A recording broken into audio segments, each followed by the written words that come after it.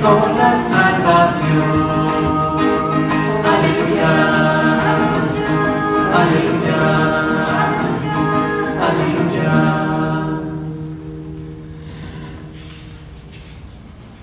El Señor esté con ustedes. Y con tu espíritu. Lectura del Santo Evangelio según San Lucas. Gloria a ti, Señor Jesús.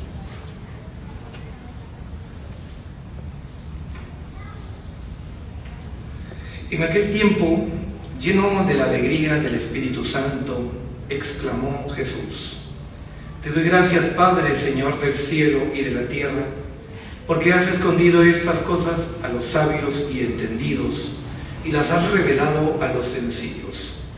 Sí, Padre, porque así te ha parecido bien. Todo me lo ha entregado mi Padre, y nadie conoce quién es el Hijo sino el Padre, ni quién es el Padre sino el Hijo, y aquel a quien el Hijo se lo quiera revelar. Y volviéndose a sus discípulos les dijo aparte: Dichosos los ojos que ven lo que ustedes ven, porque les digo que muchos profetas y reyes desearon ver lo que ustedes ven y no lo vieron, y oír lo que ustedes oyen y no lo oyeron. Palabra del Señor. Gloria a ti, Señor Jesús. Tomen asiento un momentito, queridos hermanos y hermanas. El día de hoy es tercer día ya de este Adviento, de los 24 días que tiene. Decíamos ayer, hablábamos del Adviento como un camino que está caracterizado por 3 actitudes según la liturgia de ayer. Antes tengo que hacer una aclaración litúrgica. Hoy día es una fiesta muy importante, en lo particular, de un jesuita de la Compañía de Jesús. Para mí el segundo, de San Ignacio, tiene muchas anécdotas. Es uno de mis preferidos, pero no he puesto las lecturas de él, que me ha dado ganas de hacerlo, por eso he cambiado el libro, pero el motivo es mayor. No podemos perder la secuencia del Adviento. Por la única que podemos perder la secuencia del Adviento es por la Virgen María. Y se darán cuenta el domingo.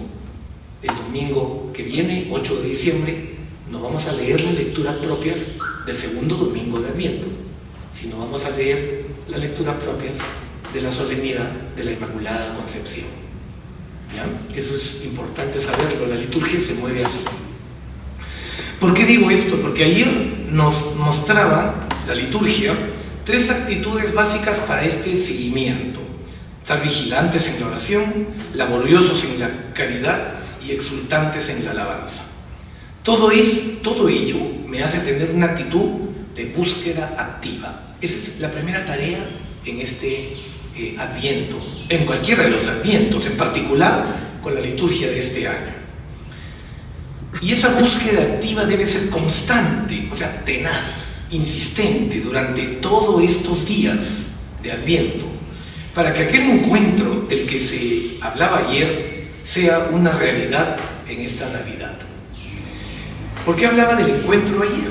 Porque el Evangelio de ayer nos relataba el hecho de este señor que era un centurión viene de centuria, era romano, era militar, era jefe de los militares, y Jesús decide ir a su casa. Y ahí había un contrapunteo. Jesús va, él viene. Es el encuentro. De ese encuentro se hablaba ayer. Así también nosotros debemos saber que en este tiempo del Adviento la liturgia de la palabra, es decir, las lecturas, eso es lo que me faltó decir un poco ayer y el domingo, ¿no? Las lecturas que tenemos en la Santa Misa de todos estos 20 y tantos días de Adviento tienen una relación muy especial que va desde la primera lectura hasta el Evangelio. ¿Cómo es eso? Lo que sucede es que en el tiempo de Adviento la primera lectura presenta un tema. Ya se van a dar cuenta, hoy día los que han estado atentos se darán cuenta que el tema se concluye y se cumple en el Evangelio. O sea, la primera lectura es promesa y la segunda lectura, mejor dicho el Evangelio, es cumplimiento.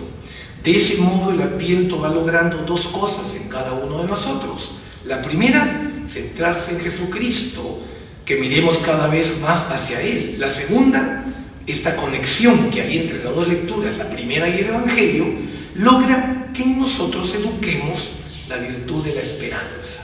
Esto es fundamental saberlo, porque si no uno dice, el Evangelio, listo, pero la primera lectura, si no la entendemos, entonces no podemos extrapolar la esperanza en el Evangelio, el cumplimiento. Y esa esperanza, debido a que se va afianzando en nuestro corazón y en nuestra mente, la certeza de que cuando Dios promete algo, siempre lo cumple. Esa es la verdad. Las promesas están en el Antiguo Testamento, el cumplimiento está con Jesús en el Nuevo Testamento. En la primera lectura, extraída del libro del profeta Isaías, que hemos leído hoy, en la cual se centran muchos pequeños detalles, nos hace ver que la promesa de paz de Dios a su pueblo, de redención, la promesa de salvación, va por el camino de la pequeñez. Esa es la característica de la primera lectura del profeta Isaías. Miren, por ejemplo, ¿no? En ese día un retoño de sus raíces brotará. El profeta nos dice, o mejor dicho, no nos dice que vendrá un ejército gigante, que tendrá la liberación. No, un retoño muy pequeño. Hace referencia a un pequeño retoño, a una cosa muy pequeña, muy sencilla, muy simple. ¿Dónde está lo importante de la Navidad? Lo importante es darnos cuenta que veremos esta pequeñez en la Navidad.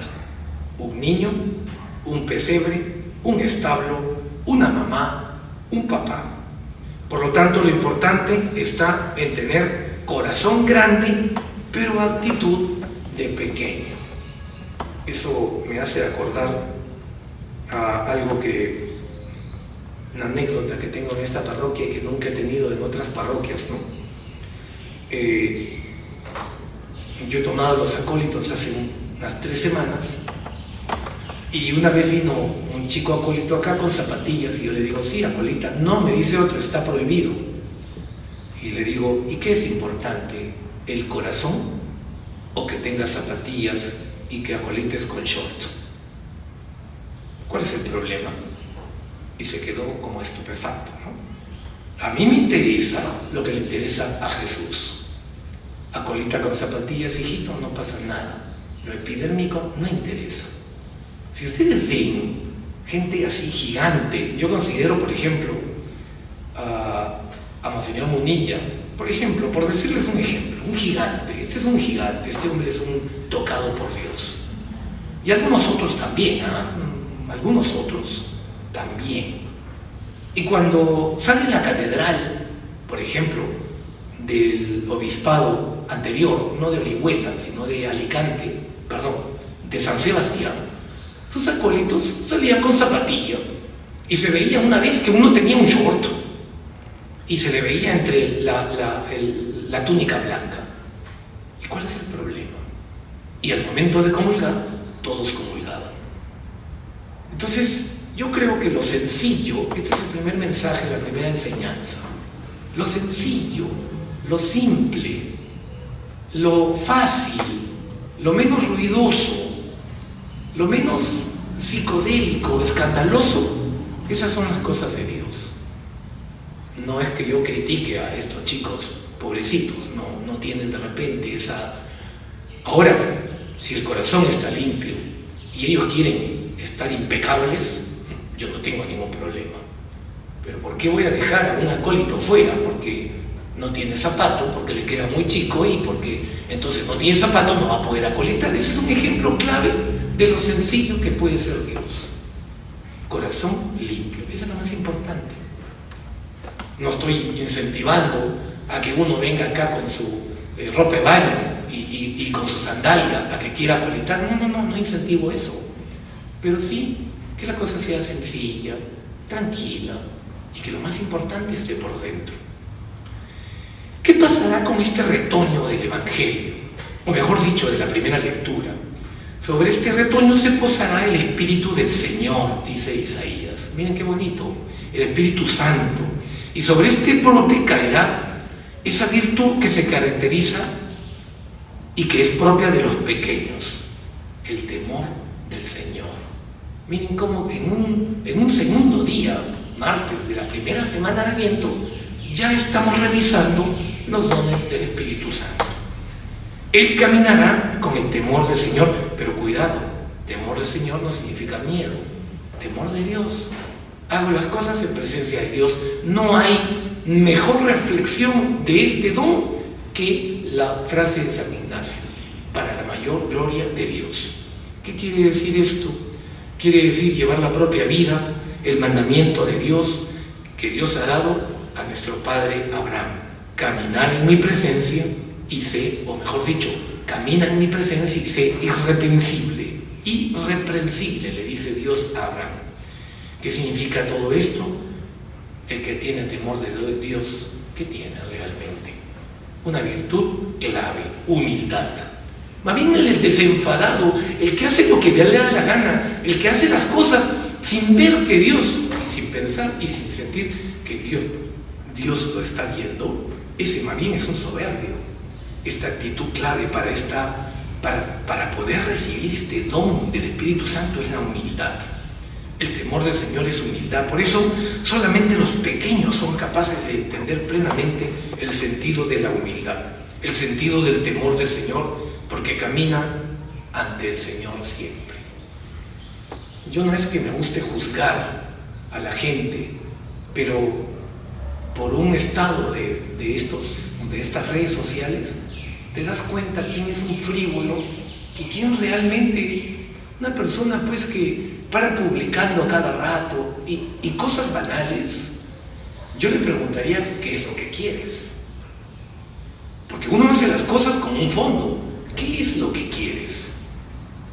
Y aquí no vale, no, es que es joven, no, que la frivolidad entra en la juventud y ya nunca sale. Entonces hay que tener cuidado con las redes sociales ahora. Hay que tener cuidado uno cómo se expone, qué cosas dice. Hay gente que pone hasta en sus estados groserías. No tiene sentido. ¿Qué siente el que es humilde? Se siente observado por el Señor, se siente custodiado por el Señor y siente que el Señor está con él, que le da fuerzas para seguir adelante. No me van a decir que un frívolo, que un superficial se siente observado por el Señor. Entonces, dime qué haces, dime qué dices, dime qué piensas y te diré realmente qué hay en tu corazón. Eso yo creo que vale más que nada hoy para los jóvenes. Yo no creo que haya gente mayor que publique tonteras en sus estados, yo no creo. La humildad del pequeño es la humildad de quien camina ante la presencia del Señor. No habla mal de los demás, no se mete en la cabeza de los demás, mira solamente el servicio, se siente el más pequeño. Ahí está la fuerza del Señor. ¿Cuál es la razón de la alegría de Jesús? La razón es que el Señor revela a los pequeños el misterio de la salvación, el misterio de sí mismo. A los pequeños, no a los sabios y a los doctos, no a los grandes ni a los que se creen gigantes, y de ahí proviene su alegría, su gozo y su plenitud. Es necesario tener mucha humildad y recordar siempre que la humildad es un don del Espíritu Santo. Es lo que llamamos el don del temor de Dios. Esa es la humildad. Equivalentes. Un don que hay que pedir al Señor. Mirando a Jesús, que exulta en la alegría porque Dios revela su misterio a esos humildes, justo a ellos, a los pequeñitos. Podemos pedir para todos nosotros la gracia de la humildad, la gracia del temor de Dios, el caminar en su presencia intentando ser irreprensibles como Dios le comunicó a Abraham. Un don que nos ayudará a ser vigilantes en la oración, laboriosos en la caridad fraterna y exultantes en la alegría y en la alabanza. Y ahora encuentran el sentido de por qué no cambié las lecturas, y voy a tratar de no cambiar las lecturas, porque hay que encontrar una palabra clave para cada día de este Adviento. Y estas palabras claves, hoy día humildad, ayer camino, seguimiento, y mañana habrá otra palabra clave, y así la liturgia podrá empapar nuestro corazón de eso que queremos para nosotros en este Adviento que es preparación. No puedo terminar sin antes hablar de San Francisco Javier, el patrono de las misiones, el más grande evangelizador de la historia de la Iglesia, junto con Santa Teresita del Niño Jesús. Solito en la India y en el Japón bautizó a miles. Él decía lo siguiente, cuando yo predicaba, decía a la gente, mostrándoles el crucifijo, nadie aceptaba el Evangelio, en Japón sobre todo. Pero cuando junto al crucifijo colocaba a la Virgen María, todos aceptaban el Evangelio. A mí me impactó cuando leía eso, ¿no? Es el gigante de la historia de las misiones, nace en 1506, en Navarra, en España. Y en el 1524, entra a la Universidad de París. Se gradúa 4 años después, compañero de San Ignacio de Loyola. Al principio le rehuía, le caía medio pesado, pero caló en él una frase: ¿de qué sirve al hombre ganar el mundo entero si pierde su vida? Este pensamiento le pareció fastidioso al principio, pero al final caló en él. San Ignacio logró por fin de que él haga los ejercicios espirituales, y este fue su conversión final. Comprendió las palabras de San Ignacio: un corazón tan grande y un alma tan noble no solo puede contenerse o contentarse con los honores terrenos. Tu ambición debe ser la gloria eterna, le decía a cada rato San Ignacio a San Francisco Javier. Fue uno de los primeros 7 seguidores, para mí el más importante, ¿no? Claro, cada uno tiene sus predilecciones. Leyendo la vida de Ignacio, tuvo mucha influencia en San Francisco Javier. Varias veces he contado la anécdota de que San Francisco Javier siempre quería ir a Japón, siempre. Y un día Ignacio no le daba el pase, ya ellos habían ido a Roma a presentar los estatutos de la orden de los jesuitas. Cuando se fueron, de los 7, 5 de ellos caminando a Roma, había muy poca ilusión porque había mucha fuerza para que no salga, para que no se aprueben los estatutos de la compañía como orden religioso. Y él dijo: vámonos todos en compañía de Jesús. Entraron a Roma, se les abrieron las puertas, el Papa dio el visto bueno y por eso quedó el nombre de Compañía de Jesús. Ese es el fondo del nombre. Ignacianos, ¿no? y jesuitas ya al final, ¿no? Se consagró al servicio de Dios en Montmartre, en París, en 1534. Hicieron votos de absoluta pobreza, los 7. Recibió la orden sacerdotal en el 1537 y participó de las constituciones de la orden.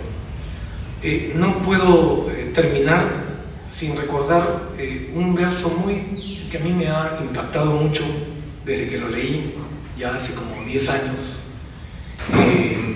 que refleja perfectamente el alma y el espíritu de San Francisco Javier. Escribe de él José Pemán. Pemán escribe una obra y por boca le hace hablar en su novela a Francisco Javier. Resulta que había una señora en Portugal, no, en un pueblo en un pueblo, me parece, sí, de Portugal, no me acuerdo, Bao, me parece que se llama el pueblo, Bao. En este pueblo había una señora que perseguía a Francisco Javier, y Francisco Javier no sabía qué hacerse para sacársela encima. Y la señora era tan insistente que Francisco Javier, en esta novela de Pemán, le dice lo siguiente: soy más amigo del viento, señora, que de la brisa, y hay que hacer el bien deprisa, que el mal no pierde momento. Qué importante me pareció esto. Hay que hacer el bien deprisa, el mal no pierde momento, no pierde tiempo. Vamos a pedirle entonces la intercesión de Francisco Javier en este día tan importante, 3 de diciembre, donde celebramos su fiesta, y sobre todo para que este Adviento sea un Adviento de oración y de profundidad espiritual. Que así sea. Amén. Nos ponemos